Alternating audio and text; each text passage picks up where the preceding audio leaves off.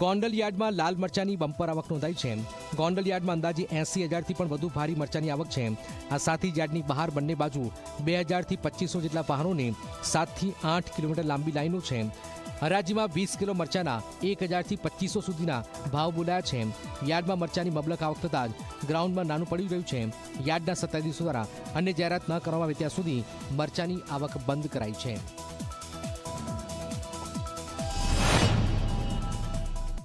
ખાસ વાત એ કે આટલી બધી મરચાની આવક થવાથી 80,000 બેગ આવ્યા।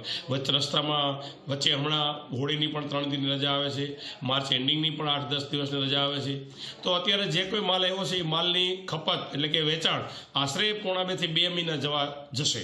તો અત્યારે જે ખેડૂત બહાર ઊભા છે મરચાની ભારીઓ લઈને વાહન લઈને, એને પણ નમ્ર વિનંતી કે તમે મરચું લઈ જાઓ, ફરીવાર પાછું અન્ય જગ્યાએ વેચો, અથવા તો ગથું કોઈને વેચી નાખો, અથવા તો ચટણી બનાવીને વેલ્યુ એડેડ ખેતી તરીકે ચટણી પણ વેચી શકાય।